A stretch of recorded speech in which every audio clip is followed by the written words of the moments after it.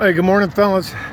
About 5:50, Tuesday, I believe it's the 8th of October. Had our meeting yesterday. There's a men's group. About this time, there were 17 of us. We met at one of the local churches in their little cafeteria. Had a really good time. I'm not sure how to say this, but I'm going to just spit it out. So it's just information. At one of the smaller tables, the police officers usually sit together. There were 4 of them. All of them, 2 of them were sergeants and 2 of them were lieutenants. And they were talking. And the rest of, I was sitting maybe a foot away from them. So we were kind of packed in there. But they were talking about how they all work in central El Paso, which is the closest part to the border crossings and downtown. And they were talking about how another pair, 2 women, in 2 separate occasions, disappeared early Monday in the morning. Well, they were reported as disappearing.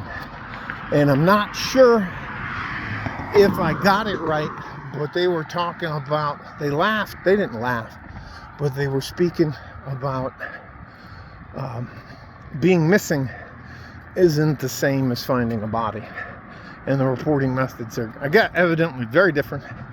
What they did say, which I found very alarming, was they said there's over 60 women between just that little area down there that have gone missing in the last 24 months. I'm not talking about where there's no body. And I'm not trying to be funny. That is hard to understand, but it's easy to understand if you back up a little bit. If you get like the 1,000-foot view. There's a cartel war going on inside of the Sinaloa cartel between El Mayo group and La Chapitos, which are Guzman's sons. And they also spoke about that. They also spoke about TRD, which is Tren de Agua. Venezuelan gang has a few people. Well, they have a cell down here trying to establish themselves. And that the Via 21, the Barrios Azteca, and Los Meclis are trying to push them out.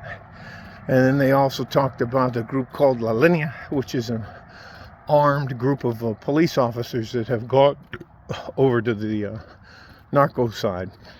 And then you have the most violent, in my opinion,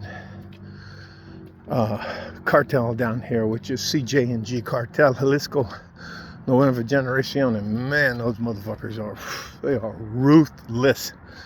Anyway, so I think a lot of that has to do with what's going on down here.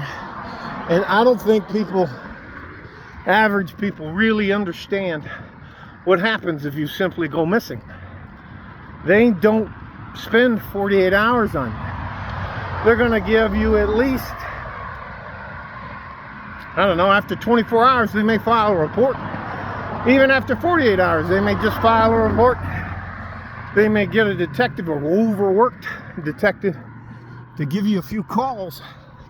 But one of the big rumors here in this part of the country is that there is a group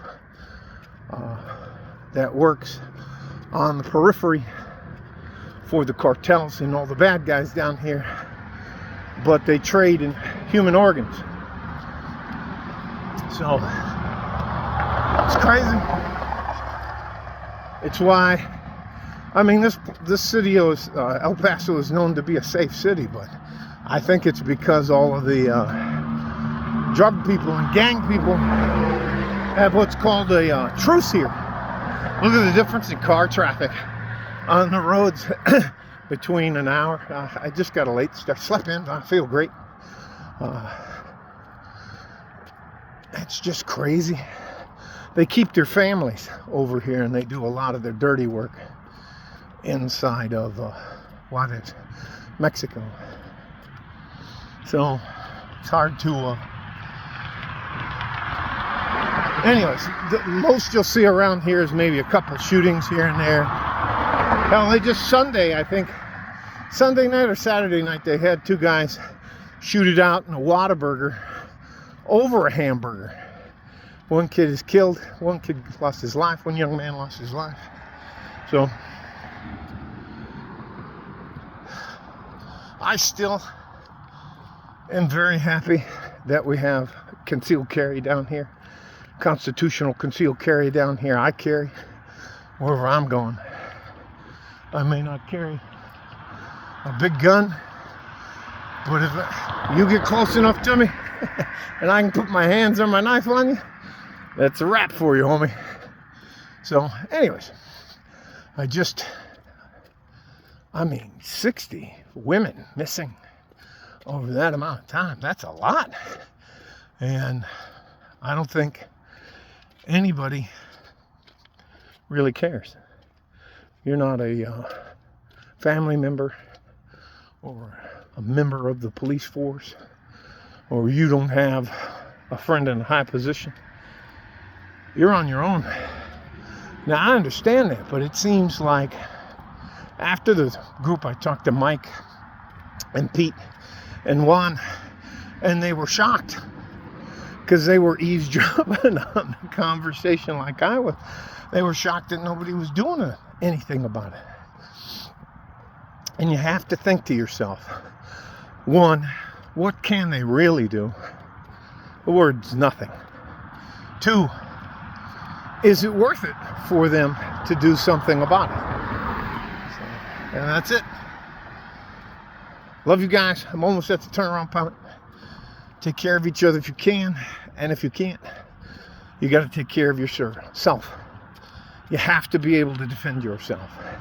And there are lots of fucking bad guys around in every city, not just my city. So they just hide it real well down here. Take care of each other if you can. If you can't, take care of yourself. Like a fart in a G-string, West Texas, El Paso, I'm out of here. I'll title this something like, I don't know, I'll just make it my morning walk for today, all right? Love you guys. Bye-bye.